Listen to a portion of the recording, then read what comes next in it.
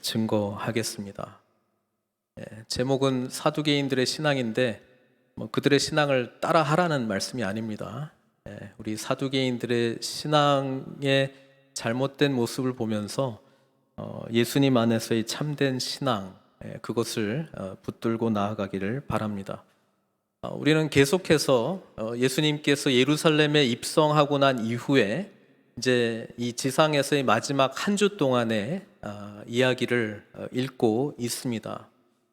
우리는 특별히 예루살렘 성전에서 주님께서 진리의 말씀을 계속해서 가르치고 계시는 그런 장면들을 또 읽었습니다. 그러면서도 당시에 종교 지도자들의 여러 파들이 예수님을 끊임없이 무너뜨리기 위해서 이렇게 공격해 오고 있는 것도 우리가 함께 살펴보았습니다. 우리 대제사장들, 서기관들, 장로들도 예수님 앞에 진정한 권위, 당신이 내세우는 그런 권위가 도대체 어디로부터 온 것이냐 질문했습니다. 우리 주님께서는 그때그때마다 하나님께서 주신 지혜로 또 말씀의 권위자로 선포하시면서 함정에 빠지는 것이 아니라 오히려 이분이야말로 진정으로 하나님의 아들 메시아이신 것을 만천하에 그렇게 드러내고 계셨습니다. 우리는 지난주에 바리새인들과 헤롯 당이 세금을 가지고 질문을 던지면서 이쪽도 저쪽도 대답을 하게 되면 함정에 빠질 터인데, 주님께서는 이도 저도 아니고 복음이신 우리 주님께서 오셔서 하나님의 형상으로 마땅히 지음 받은 우리들이 예수님으로 말미암아 회복되어서 그 하나님의 형상에 합당한 그런 삶을 살라고 말씀했습니다. 우리 대제사장, 서기관, 장로, 케이오페, 우리 바리새인, 헤롯 당, 케이오페, 이제 사두개인들이 또 예수님을 공격하기 위해서 왔습니다. 사두개인들은 사실 마가복음에서는 한 번만 딱 나옵니다. 오늘 본문 딱 한 번만 나오는데요. 우리 마태복음을 보고 또 다른 복음서를 보면 또 여러 군데 바리새인들과 같이 뭐 표적을 보여내라 뭐 이렇게 하면서 예수님을 같이 이렇게 공격하는 모습도 나오기는 하는데, 사두개인들과 관련해서는 여기 한 군데만 나옵니다. 그래서 우리가 지난주에 신앙생활을 하는데 여러 가지 다양한 모습들에 대해서 좀 말씀드렸잖아요.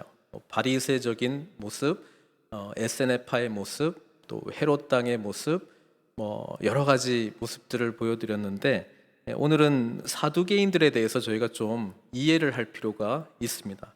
일단 18절에 나와 있는 것처럼 이들은 부활이 없다라고 믿었습니다. 참 재미있지 않습니까? 우리는 사실 이 자리에 앉아 있는 것이 부활 신앙 때문에 있는 거잖아요. 근데 어떻게 신앙생활을 하는데 부활이 없다고 믿으면서 살아갈 수 있을까? 우리하고는 아무 상관없는 이야기 아닌가? 그렇지 않습니다. 여러분, 제가 지난주에도 잠깐 언급했습니다마는 부활이 없다라고 하는 것을 믿는 신앙생활을 가지고 있는 사람의 특징은 어디에 집중한다고요? Here and now에 집중합니다. 여기에 all in 합니다. 지금 바로 여기에서의 나의 삶에 의미를 두고 있습니다. 미래는 부활이 없기 때문에 생각해 보면은 사실 소망 없는 삶이거든요. 그래서 삶의 의미를 굳이 찾는다 그러면 지금 당장 내가 겪고 있는 이 상황 속에서 의미 부여를 자꾸 해나가는 신앙생활로 갈 수밖에 없다라고 하는 것입니다. 그런 점에서 저희도 어렵게 이야기하면 종말론적인 그런 신앙생활, 그 부분이 제대로 정립이 안 되면 here and now, 지금 바로 여기에서의 그냥 경험하고 있는 것들 안에서 의미 부여를 하고, 이거 아니면은 막 죽을 것 같고 뭐 받으면 다 된 것처럼 그렇게 이제 신앙생활을 하는 우를 범할 수 있다는 것이죠. 근데 사두개인들은 그것만 이들을 특징 지을 수 없습니다. 바리새인들과 비교를 많이 하는데, 바리새인들은 부활도 믿고 영도 믿고 천사도 믿거든요. 근데 사두개인들은 부활이 없다 이렇게 믿으면서 바리새인들하고는 또 다른 결을 가지고 있습니다. 이들은 종교 엘리트 집단이었습니다. 대부분 부유했습니다. 태어날 때부터 명문 가문, 특별히 제사장 가문에서 태어났기 때문에 은수저를 물고 태어난 그런 믿음의 가문으로 스스로 자처하고 있습니다. 그들은 오직 모세 오경만을 인정했습니다. 그래서 그들의 정의에 내리면 모세 오경 아무리 읽어봐도 부활에 대한 메시지가 없다는 것입니다. 뭐 천사도 안 믿는다 그랬는데 천사는 또 있거든요. 뭐 그거는 왜 안 믿는지 모르겠는데 하여튼 뭐 없대요. 그리고 없고 부활의 메시지가 굉장히 강력하게 선명하게 나와 있는 거는 뭐 이사야 선지자라든지 에스겔, 뭐 다니엘, 욥기, 뭐 시편에도 나와 있는데 뭐 어쨌든 이런 거를 정경으로 이들은 인정하지 않고 오직 창세기, 출애굽기, 레위기, 민수기, 신명기 이 5개의 모세 오경만 이들은 인정한다라고 하는 것이죠. 저희도 우리 주민 더 바이블 우리 성경 공부해 나가면서 모세 오경 중에서 제일 중요한 사건은 출애굽 사건이고 제일 중요한 책은 레위기라고 말씀드렸거든요. 왜냐하면 하나님 앞에 거룩한 백성답게 살아가는 그 모든 내용들이 이제 레위기에 기록이 돼 있는데 레위기의 대부분의 내용은 제사거든요.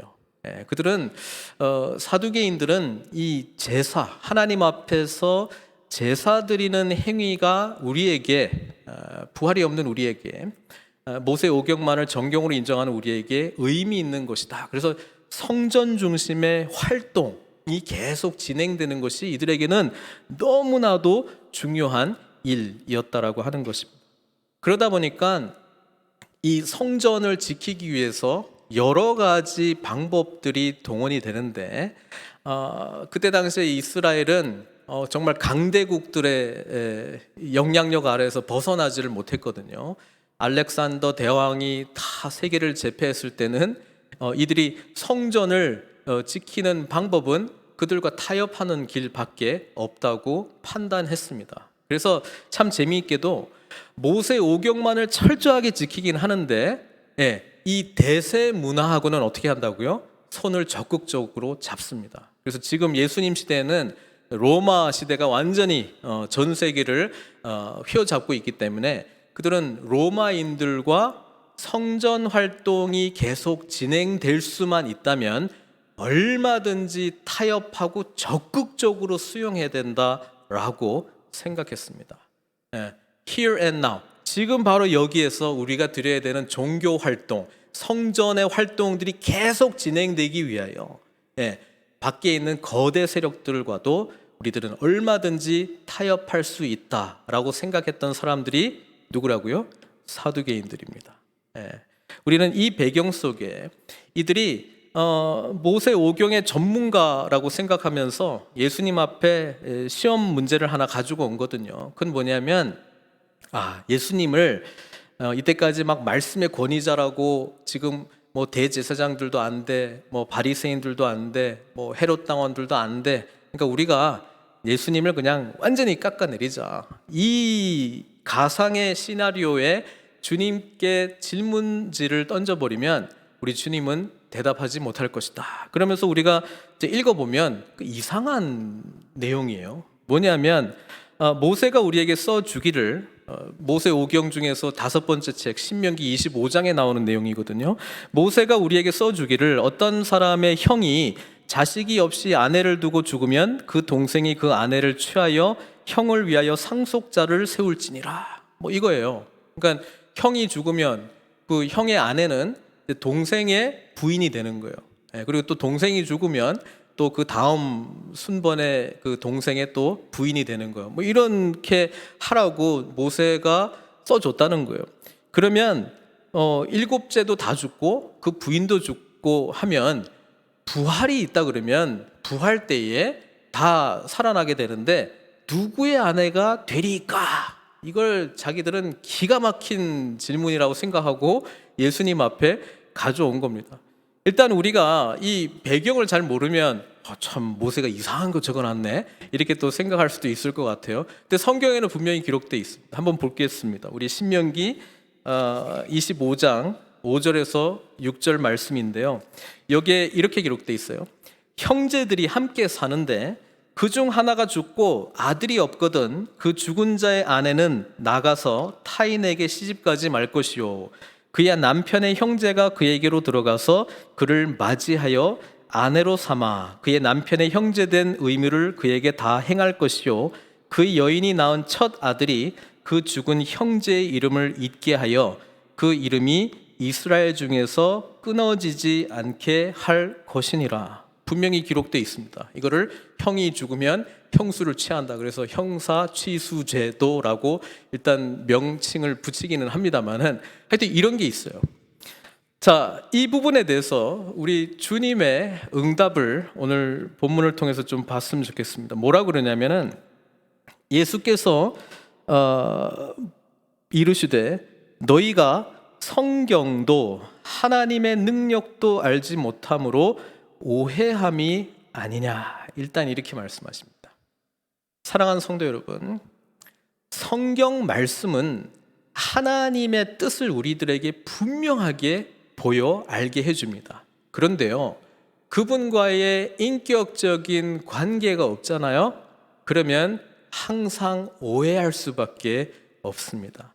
바리새인도 그렇고 사두개인도 그렇고 대제사장들도 그렇고 모든 성경의 해석의 권위자들이 우리 하나님과 인격적인 만남이 없으면 항상 어떤 길로 간다? 오해하는 쪽으로 갈 수밖에 없어요. 왜냐하면 이 말씀의 저자이신 성령님은 살아계신 분이신데 우리로 진리 가운데로 늘 인도해 주시는 분인데 그분이 뭐라고 말씀하시는지 그 진짜 의미를 알지 못한 채 성경 말씀, 기록되어 있는 말씀을 해석하면은 진짜 해석은 누가 하는 걸까요? 내가 하는 거예요.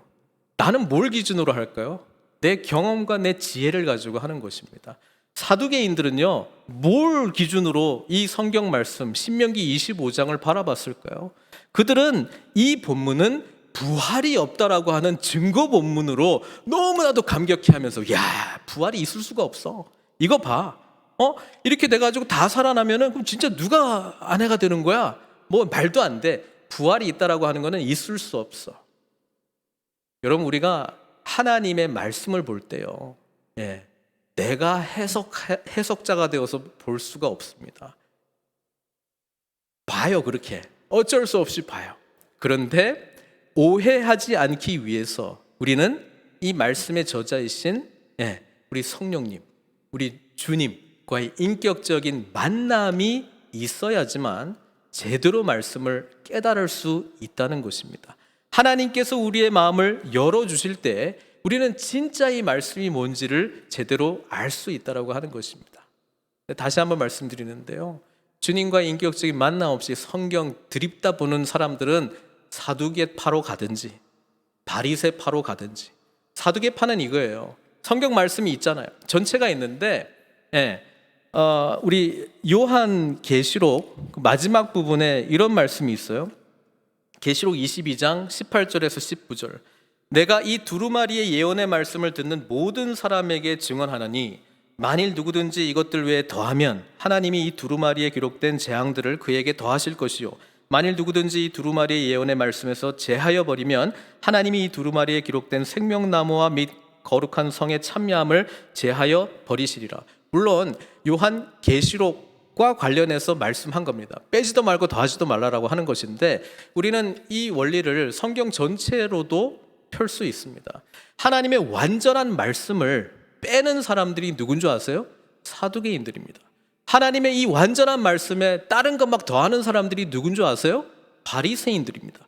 이들은 자신들의 그 해석 위에다가 장로의 유전, 이 장로의 유전까지 더해가지고 이렇게 다 해야 하나님의 뜻이다라고 말했던 사람들입니다. 하나님의 말씀은 뺄 수도 더할 수도 있는 그런 것이 아니고 하나님께서 저와 여러분들에게 주신 그대로 우리는 아멘으로 받는 것입니다. 그리고 이 말씀의 저자이신 성령님과 우리 인격적인 만남이 있을 때에 이 말씀이 살아 역사한다라고 하는 것입니다. 그래서 항상 우리는 말씀을 볼 때 이 말씀 자체이신 주님, 말씀의 저자이신 성령님, 주님과의 인격적인 만남이 없으면 어떻게 된다고요? 사두개 쪽으로 가든지, 이거는 좀 아닌 것 같아. 내가 좋아하는 말씀만 취사 선택하든지, 아니면 그런 말씀이 아닌데 자기의 해석을 더하고 자기가 경험했던 것들을 더하고 이게 맞아, 다 그렇게 생각해, 우리 파는 이렇게 생각해, 그런 거 붙들고 나가면 바리새 쪽으로 갈 가능성이 많이 있는 것이죠. 그러니 우리가 하나님의 말씀을 말씀대로 보고 이해한다고 하면서도 얼마나 주님 말씀하신 대로 너희가 하나님의 능력도 성경도 알지 못하는도다, 크게 오해함이 아니냐.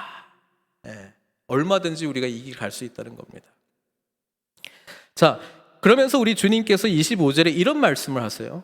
사람이 죽은 자 가운데서 살아날 때는 장가도 아니가고 시집도 아니가고 하늘에 있는 천사들과 같으니라. 자, 이 말씀을 하시면서 주님께서는 뭘 지금 하시냐면, 내가 말씀 해석의 권위자일 뿐 아니라 너희들이 알지 못한 부활 세상에 대한 내용을 유일하게 전할 수 있는 계시의 주체자라고 하는 말씀을 하고 있습니다. 우리는요, 하나님 나라에 대해서 우리가 어떻게 알아요? 가만히 있으면 그냥 알 수 있는 게 아니잖아요. 뭔가를 보거나 뭔가를 배우거나 해야 되잖아요. 그런데 우리가 자연을 통해서도 하나님의 살아계심을 알 수 있는 방법도 있지만, 하나님은 기록된 말씀을 통해서, 특별 계시를 통해서 특별히 하나님께서 우리에게 구원과 관련된 모든 내용들을 알려주셨다, 이 말입니다. 그런데 이 말씀을 주셨음에도 불구하고 우리 하나님의 능력도 몰라, 그리고 이 말씀의 저자이신 분과 인격적인 관계도 없어. 그러면 오류로 갈 가능성이 너무나도 다분히 많다는 것을 말씀해주고 계십니다. 25절은 하나님께서 우리에게 주시는 새로운 세상, 이 부활한 세상에 대해서 유일하게 알려주실 수 있는 분은 주님이시다 라고 하는 것을 지금 저희들에게 말씀해주고 있고요. 25절에 이렇게 이야기합니다. 그들이 어떤 오해 속에 있는지를 설명해주고 있는데, 사람이 죽은 자 가운데서 살아날 때에는 장가도 아니가고 시집도 아니가고 하늘에 있는 천사들과 같으니라. 너희가 좀 부활에 대해서 이해를 제대로 못하고 있는 것 같은데, 지금 세상 사람들이 죽었다가 그대로 살아나는 것이 부활로 이해를 하고 있구나. 그런 거 아니다. 내가 가져오는, 예수님이 가져오시는 새 하늘과 새 땅의 모습은 이전 새 하늘과 땅은 사라지고 완전히 새로워진 하나님의 재창조가 이루어지는 곳인데, 너희들이 지금과 똑같이 죽었다가 그냥 몇 년 있다가 다시 똑같이 부활하는 걸로 그렇게 생각했는데, 그게 일단 오해다. 내가 언제 그렇게 부활할까라고 말했냐? 그러니까 사두개인들이 일단 자신들의 오해 가운데 있다는 것을 알려주시고, 그 다음에 사두개인들이 모세 오경만 인정하니까 그렇게도 잘 알고 있는 출애굽기 본문을 가지고 하나님께서 우리에게 부활의 은혜를 주셨다라고 하는 것을 설명하고 계시죠. 출애굽기 3장 6절 말씀을 인용합니다. 26절에 보면 죽은 자가 살아난다는 것을 말할진대 너희가 모세의 책 중 가시나무 떨기에 관한 글에, 구약 성경이 저희가 보고 있는 것처럼 장절로 돼 있는 것이 아니기 때문에, 그러니까 가시 떨기 나무와 관련된 그 글에 이렇게 이야기하는 것이죠. 그러니까 3장에 하나님께서 모세에게 이르시되 나는 아브라함의 하나님이요 이삭의 하나님이요 야곱의 하나님이로라 하신 말씀을 읽어보지 못하였느냐. 이게 모세를 부르는 장면이거든요. 하나님께서 자기 자신을 모세에게 설명을 할 때, 소개할 때 나는 아브라함의 하나님이요 이삭의 하나님이요 야곱의 하나님이로라, 이렇게 이제 설명을 하고 계신데, 일단 시제가 현재형이라는 겁니다. 시제가 나는 아브라함의 하나님이었는데 was, 그리고 이삭의 하나님이었는데 지금은 너의 하나님이야, 이렇게 지금 하는 게 아니고, 지금 현재 나는 아브라함의 하나님이고, 그리고 지금도 이삭의 하나님이고 지금도 야곱의 하나님이야, 이렇게 지금 하나님께서 자기 자신을 모세에게 그렇게 알려줬다는 거예요. 그러면서 이 말씀을 근거로 예수님이 뭐라고 설명하냐면, 하나님은 죽은 자의 하나님이 아니고 하나님은 산 자의 하나님이시다. 하나님은 살아계신 분이신데 하나님과 인격적인 관계를 맺고 언약을 맺은 자는 하나님과 함께 영원히 산다라고 하는 것이 사실은 전제되어 있는 것입니다. 우리가 하나님과 관계를 맺잖아요. 하나님이 우리의 하나님이 되잖아요. 우리는 하나님의 백성, 자녀가 되잖아요. 그러면 우리는 하나님과 뗄래야 뗄 수 없는 관계가 형성이 되는 거예요. 놀랍지 않습니까? 우리가 하나님과 인격적인 관계를 맺게 될 때 우리는 살아계신 하나님과 영원한 관계, 영원한 언약의 관계가 맺어진다라고 하는 것입니다. 여기에는 사망이 없습니다. 여기에는 죽음이 없습니다. 영원한 생명만이 있기 때문에 설령 죽은 자라 할지언정 영생하는 부활의 은혜를 경험하게 된다는 말씀입니다. 사두개인들은 이 이야기를 들을 때에 굉장히 깜짝 놀랐을 거예요. 그리고 우리가 아브라함의 하나님, 이삭의 하나님, 야곱의 하나님에 대해서 우리가 특별히 아브라함과 관련해서 창세기 말씀 같이 봤잖아요. 여러분, 아브라함에게 부활신앙이 있었을까요? 예, 있잖아요. 언제요? 이삭 바칠 때. 예, 그 해석을 히브리서가 해주고 있습니다. 하나님은 아브라함에게 자녀를 통한 축복, 별보다 많은, 모래알보다 많은 축복을 주시겠다고 말씀해 주셨는데 덜렁 이삭 하나 주고는 말씀하시잖아요. 노년에 바쳐라. 모리아 산에 와서 바쳐라. 예, 그때 아브라함이 지체하지 않고 그 다음날 바로 3일 길을 출발하지 않습니까? 예, 이 번제 드릴 땔감을 지고 가는 아들 이삭이 아버지에게 물어봅니다. 번제를 나무는 있는데 양은요? 재물은요? 걱정하지 마. 하나님이 준비해 주실 거야. 그러면서 제단을 쌓고 이삭 묵잖아요. 그것과 관련된 말씀을 제가 드렸는데 우리 히브리서에서는 이렇게 설명을 하고 있습니다. 어떻게 하냐면은 히브리서 11장 19절 그가 하나님이 능히 이삭을 죽은 자 가운데서 다시 살리실 줄로 생각한지라 비유컨대 그를 죽은 자 가운데서 도로 받은 것이니라. 물론 신약 시대에 예수 그리스도의 십자가의 죽으심과 부활을 경험한 자들이 이 본문을 보면서 깨닫게 된 내용이지만 적어도 우리는 아브라함이 하나님의 약속이 있고 하나님의 명령이 있는데 이 두 가지가 어떻게 될지는 모르겠는데 인간적인 방법으로요. 그런데 약속 믿고 하는 거예요. 하나님이 약속하셨어. 이삭은 죽어야 돼. 그럼 하나님이 알아서 하시겠지. 근데 그 해결 방법은 아무리 생각해도 죽었다가 살아나는 방법밖에 없는 건 아니겠습니까? 그리고 이 사건은 나중에 예수 그리스도의 십자가의 죽으심과 부활의 예표적 사건이 되지 않습니까? 이삭은 나무를 짊어지고 갈 만큼 힘이 있었던 아이였습니다. 그리고 그 아버지 아주 노년에 그 아브라함이 자기를 묶을 때 얼마든지 저항할 수 있었습니다. 그러나 아버지를 향한 신뢰, 아버지가 하나님을 향한 신뢰, 약속을 온전히 붙드는 것을 온전히 믿는 그 믿음이 이삭에게도 있었기 때문에 자기 자신을 제물로 그냥 내어 맡긴 거예요. 아버지 손에. 그렇죠? 이 이삭에게도 아브라함이 가졌던 부활 신앙이 없었다 그러면 사실 순종하기가 어려웠을 것입니다.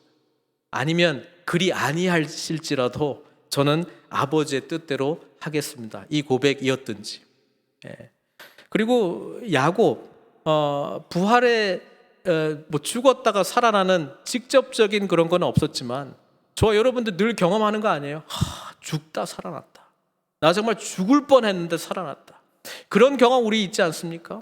우리 야곱도 정말 그 형 에서가 자기를 400명의 사람들과 함께 막 죽이려고 내려오는데 어찌할 바를 몰라가지고 하나님의 사람하고 씨름하는 야복강가에서 그러면서 좀 마음에 안 드는 부인하고 뭐 이렇게 좀 먼저 보내고 뭐 인간적인 방법으로 막 선물 공세하고 하다가 나중에 에서 만났을 때 어떻게 합니까?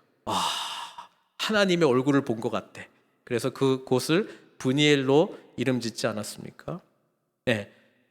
생각해 보면 하나님, 살아계신 하나님과 언약 관계를 맺는 모든 사람들, 인격적인 관계를 맺는 모든 사람들, 하나님의 음성이 들려지고 그분의 살아계심을 경험하는 자들은 죽다 살아나는 경험 다 하는 거예요. 그리고 예수 그리스도를 통해서 영원히 죽을 수밖에 없는 저와 여러분들이 예수 그리스도의 십자가의 완전한 죽음으로 말미암아 우리는 대신 예수님께서 심판받으셨다라고 하는 놀라운 은총을 경험하게 되고, 부활하신 주님과 함께 뭐예요? 다시 살아나는 은혜를 경험하게 되는 것이죠. 우리는 이 본문을 보면서요, 주님께서 사두개인들이 가지고 온 이 질문, 말도 안 되는 질문, 주님께서 참 지혜롭게 대답하시는구나, 역시 우리 주님이시야 라고 여기에서 끝낼 수가 없어요. 왜냐하면 이 부활의 문제는 사실 저와 여러분들에게 너무나도 중요한 문제이기 때문에 그렇습니다. 우리는 부활하신 주님을 만날 때에 오늘 우리가 살아가야 되는 목적, 이유가 있기 때문에 그렇습니다. 그래서 제가 오늘 이 본문을 보면서 형사 취수 제도, 이게 이제 신명기 25장이잖아요. 그리고 예수님께서 제시하셨던 이 모세 오경의 본문은 출애굽기 3장 본문이었거든요. 이 본문 전체를 다시 한번 읽어보면서 여기 공통된 부분이 있더라고요. 그 공통된 부분이 뭐냐면 이겁니다. 우리 신명기 25장 다시 한번 볼게요. 5절 6절을 읽었으니까 7절부터 10절까지 제가 한번 읽어드릴게요. 여기에 보면 이런 말이 있습니다. 그러나 그 사람이 만일 그 형제의 아내 맞이하기를 즐겨하지 아니하면 그 형제의 아내는 그 성문으로 장로들에게 나아가서 말하기를 내 남편의 형제가 그의 형제의 이름을 이스라엘 중에 잊기를 싫어하여 남편의 형제된 의무를 내게 행하지 아니하나이다 할 것이요, 그 성읍 장로들은 그를 불러다가 말할 것이며 그가 이미 정한 뜻대로 말하기를 내가 그 여자를 맞이하기를 즐겨하지 아니하노라 하면, 그러니까 공개적인 그러니까 거부권을 행사할 수 있는 거예요. 이 형제들이 나는 싫다고. 그러면 공개적으로 이거를 선언해야 돼요. 그러면 그의 형제의 아내가 장로들 앞에서 그에게 나아가서 그의 발에서 신을 벗기고, 그 거부권 행사했던 그 사람의 발에서 신을 벗기고 그의 얼굴에 침을 뱉으며 이르기를 그의 형제의 집을 세우기를 즐겨 아니하는 자에게는 이같이 할 것이라 하고 이스라엘 중에서 그의 이름을 신벗김 받은 자의 집이라 부를 것이니라, 이렇게 돼 있어요. 이거하고 출애굽기 3장 아까 떨기나무 가운데서 나는 아브라함의 하나님이요 이삭의 하나님이요 야곱의 하나님이요, 이게 무슨 관계가 있을까요? 볼게요. 그거는 3장 6절이었는데 3장 5절 말씀 한번 볼게요. 출애굽기 3장 5절 말씀 뭐라고 돼 있냐면, 하나님이 이르시되 이리로 가까이 오지 말라, 내가 선 곳은 거룩한 땅이니 내 발에서 신을 벗으라. 두 본문이 공통분모가 하나 있다면 하나는 신이 벗겨짐을 당하는 거고 하나는 하나님의 말씀에 의해서 신을 벗는 행위가 있어요. 둘 다 신이 하여튼 벗겨지는 일이 있거든요. 그래서 저는 이 부분을 좀 생각을 좀 해봤어요. 어떤 관계가 있을까? 그러면서 우리 주님께서 오늘 사두개인들과 정말 하나님은 산자의 하나님이시다라고 하는 이 말씀 속에 우리 예수 그리스도께로 연결되는 그런 의미들을 한번 좀 생각해 봤습니다. 어떤 거냐면 이겁니다. 신명기 25장은 부활이 없다라는 증거 본문이 아닙니다. 이 말씀이 주어진 이유는 뭐예요? 하나님의 넘치도록 부어주시는 은혜와 사랑 때문에 그런 거거든요. 구약 성경에서 가장 소외된 자들이 누구냐면 고아와 과부와 나그네입니다. 이 세 부류의 사람들은 가장 약자, 가장 공동체에서 돌봐야 될 대상이라고 성경은 말씀해주고 있습니다. 남편이 죽었어요. 그러면 이 부인은 과부가 되는 것입니다. 가장 사회의 약자가 되는 것입니다. 그때 당시에 고대 근동 문화에서는 살아갈 수 있는 길이 굉장히 막막하고 없어요. 근데 하나님께서 이 형사 취수제를 통해서 뭘 하냐면 죽은 남편의 대를 이을 수 있고 그 이름과 기업과 유업이 남겨질 수 있는 길을 이런 제도를 통해서 마련해 준 것입니다. 왜요? 이것을 통해서 가장 연약한 자, 아파하는 자들에게 하나님께서 은혜를 베풀어 주시기 위함이기 때문에 그렇습니다. 근데 어떻게 하나님의 이 은혜의 본문을, 하나님의 어떤 이 은총의 본문을 이들은 은혜 자체이신 예수님을 깎아내리기 위하여, 그것도 우리에게 가장 넘치도록 부어지는 이 부활의 놀라운 진리를 거부하는 본문으로 사용하는지, 이것은 뭐 때문이라고요? 성경도 하나님의 능력도 알지 못하기 때문에 오해하는 것입니다. 사랑하는 성도 여러분, 하나님의 말씀이 기록될 때 그것이 왜 기록되었는지 우리는 이 말씀의 저자이신 주님께 늘 나아가야 됩니다. 그리고 하나님의 마음을 우리는 읽어야 되는 거예요. 하나님은 25장의 말씀을 통해서 정말 약자들을 향해서 배려하시고 세워주시기를 위하고 정말 절망 가운데 있는 이 과부에게도 미래와 소망이 있다라고 하는 것을 주시기 위하여 이 제도를 주신 것임에도 불구하고 사람들이 그것을 이해하지 못했다라고 하는 것입니다. 그리고 그 사람은 신을 벗김 받은 자, 신벗김을 받은 자, 뭐예요? 수치스러운 인생, 저주받은 인생, 침을 뱉고 저주하는 인생을 살아가도록 그렇게 지금 말씀하고 있잖아요. 그런데요, 나중에 우리 룻기 읽어보면은 이런 행위가 그냥 거부권 행사하는 그런 걸로 전락해버립니다. 수치스러운 행동이 아니고요, 그냥 거래하는 방법이 돼버렸어요. 내 신을 딴 사람한테 줘버리고, 내 수치 네가 받아라, 뭐 이런 식으로 이상하게 지금 바뀌어 버렸습니다. 하나님이 그것을 말씀해 주고 있는 것입니까? 아닙니다. 사랑하는 성도 여러분, 예수 그리스도의 부활은 십자가에서의 완전한 죽으심을 선행해야 부활이 일어나는 것이잖아요. 주님께서 저와 여러분들을 위하여 십자가에서 죽으셨다라고 하는 것이 무엇인 줄 아십니까?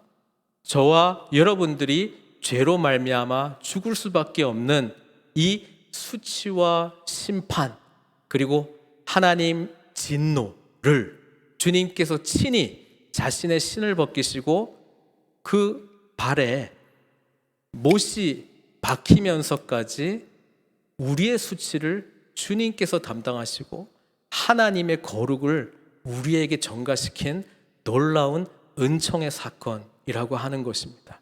여러분, 이 은혜를 아는 자만이 부활로 말미암아 저 여러분들에게 주신 이 엄청난 축복이 무엇인지를 알고 출애굽기 3장 5절에서 말씀하고 있는 것처럼 거룩한 하나님 앞에 우리의 신을 자원하는 마음으로 기꺼이 벗을 수 있는 그런 은총 입은 자의 삶으로 나아갈 수 있다라고 하는 것입니다. 오직 예수 그리스도의 십자가의 죽으심과 부활을 경험한 자만이 우리는 하나님 앞에 겸허히 나아가고 또 다른 사람의 아픔과 치욕과 수치를 친히 주님께서 담당하셨듯이 우리 또한 담당하고 감당할 수 있는 그런 은혜 입은 자의 사명을 감당할 수 있다라고 하는 것입니다. 이것을 가능하게 하는 근거가 뭐냐고요? 예수 그리스도의 완전한 부활, 그리고 그 완전한 부활에 연합한 저와 여러분들의 삶이라고 하는 사실입니다. 저는 이 부분이 보이면서 주님께서 그냥 말도 안 되는 질문들을 가지고 찾아오는 바리새인들, 헤롯 당, 사두개인들, 주님께서는 거부하지 아니하시고 대화를 하십니다. 그리고 그들이 깨닫기를 원하셨습니다. 주님께서 오신 목적은 바리새인 만들려는 것도 아니고 헤롯 당 만들려는 것도 아니고 사두개인은 더더욱 아니고 오직 복음으로 살아계신 하나님 앞에 죽은 우리가 다시 살아나는 놀라운 영생의 축복, 부활의 은혜를 주기 위함임을, 그리고 주님께서는 며칠 후에 저와 여러분들을 위하여, 그리고 사두개인들, 부활이 없다는 사두개인들, 이 종교적 율법주의를 지향하는 바리새인들, 그리고 이 다른 건 모르겠고 스스로 우리가 인정한 사람이 왕이 되어서 행복할 것 같은 세상을 추구하는 헤롯 당 같은 사람들, 아니면 이것도 저것도 아니고 그냥 이 세상은 더럽고 우리는 그냥 깨끗하게 혼자 떨어져서 분리되어서 살자라고 하는 에세네파의 길을 다 거부하시고 주님께서는 친히 신벗김을 받은 자, 수치의 길, 치욕의 길, 절망의 길, 죽음의 길 마다하지 아니하시고 저와 여러분들에게 살아계신 하나님의 영원한 생명을 주시기 위하여 그 길을 걸어가셨다라고 하는 사실을 믿음으로 붙드시기를 바랍니다. 우리는 이 부활의 은혜 없이는 살아갈 수 있는 존재들이 아닙니다. 우리는 예수님께서 십자가에서 못 박혀 돌아가시지 않았다면, 우리를 위하여 신벗긴 자의 그런 치욕스러운 삶을 살지 않았다면 우리는 살아날 수 있는 은총 입은 자가 아니라고 하는 사실입니다. 하나님은 산자의 하나님이십니다. 근데 우리가 어떻게 산자가 되었습니까? 주님께서 그분의 생명을 우리에게 주시기 위하여 죽은 자가 되었기 때문에 그렇습니다. 그 은혜를 진정으로 깨닫는다면 우리 또한 주님께서 타인을 위하여, 여전히 주님을 알지 못하는 자를 위하여 우리의 신을 또한 내어 던지고 그분의 아픔과 수치를 향하여 주님 부활의 은혜를 사모하면서 생명을 그곳으로, 연약하고 아픔이 있는 그곳으로 흘려보내는 사명으로 저와 여러분들을 부르셨다라고 하는 사실입니다. 사랑하는 성도 여러분, 이것이 부활의 은총을 입은 자의 아름다운 삶의 모습 아니겠습니까? 오늘 본문을 통해서 하나님의 말씀 속에 끊임없이 넘치도록 부어주시는 하나님의 은혜의 말씀과 우리의 죽은 영혼을 다시금 일으키시는 부활의 은혜를 날마다 경험함으로 주님의 이 놀라운 생명을 흘려보내시는 저 여러분들 되시기를 주님의 이름으로 축원드립니다. 이 시간 같이 기도했으면 좋겠습니다. 성경도 하나님의 능력도 알지 못해서 오해하는 신앙이 아니고 나의 경험과 지혜를 총동원해가지고 해석된 신앙 삶의 삶이 아니고 오직 복음이신 주님을 만나 그분께서 우리를 위하여 흘리신 보혈의 은혜를 깨닫고 부활하신 주님으로 말미암아 넘치도록 부어주시는 이 생명 가운데 살아가는 그런 믿음 주시옵소서. 사두개인의 믿음도 아니고 바리새인의 믿음도 아니고 헤롯 땅의 믿음도 아니고 열심당원의 믿음도 아니고 에세네파의 믿음도 아니고 오직 복음이신 주님을 바라보는 그 믿음으로 묵묵히 걸어갈 수 있는 저희들 되도록 주님 축복해 주시옵소서. 이 시간 같이 기도했으면 좋겠습니다. 기도하겠습니다.